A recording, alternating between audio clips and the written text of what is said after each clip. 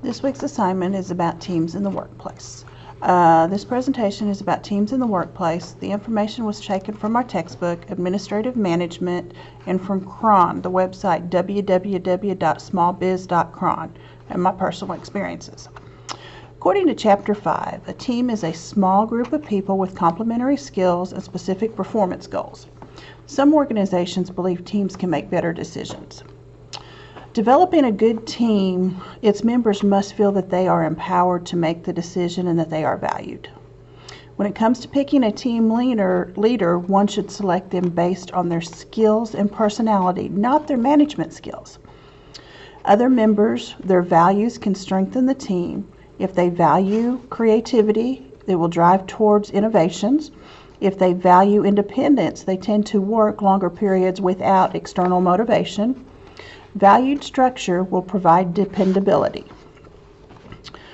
Processes may take 12 months to implement and up to 2 years to fully achieve.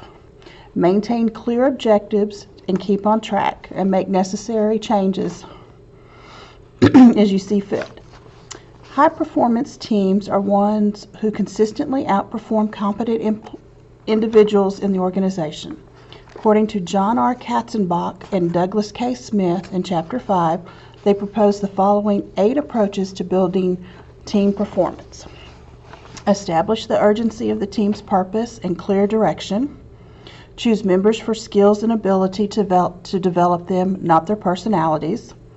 Pay special attention to first meetings and actions. Set clear rules of behavior. Set and focus a few immediate performance-oriented tasks and goals. Challenge the team regularly with new facts and information. Spend a lot of time together. Use positive feedback, recognition, and reward. There are times when a special team is needed. Cross-functional teams consist of employees from different functional areas of the organization having different perspectives working towards common goals. Downside is trying to get all the technical people to work together. Virtual teams are employees who use electronic technology for their primary interactions, which saves time and money for the company.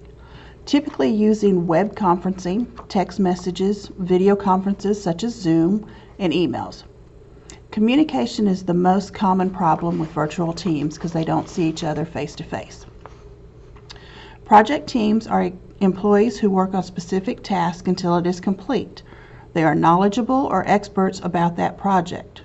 Project teams can be high-performing teams as well as virtual teams. Some disadvantages of teams in the workplace can be conflict or the potential for it. Personalities clash, causing disruptions which can cause delays. Not all employees are team players. Some prefer to work alone. Hiding behind the team. When an employee relies on others, does not put forth the effort of their own, they're also called lazy team members. They want to be on a team, get the recognition, but they don't want to do the work. Delays. New ideas sometimes require more meetings. If not handled correctly, these meetings can get out of hand or turn into a social gathering, which then causes delays. Making a decision in a timely manner can be difficult. The team may not totally agree on what to do. Lowering productivity due to training or forming a team. It takes time and adjustments to achieve a good, productive team. Advantages of teams can result in better communication. With teams, there are normally no managers or only one manager supervising multiple teams, so the employees are more open to communicate freely. Teams who communicate better seem to resolve work problems faster because the information is shared faster. Flexibility is also an advantage. Bosses can move team members from one team to another team to keep them motivated and encourage new challenges. In my current job, I have been placed on a few teams, or as they call here, committees.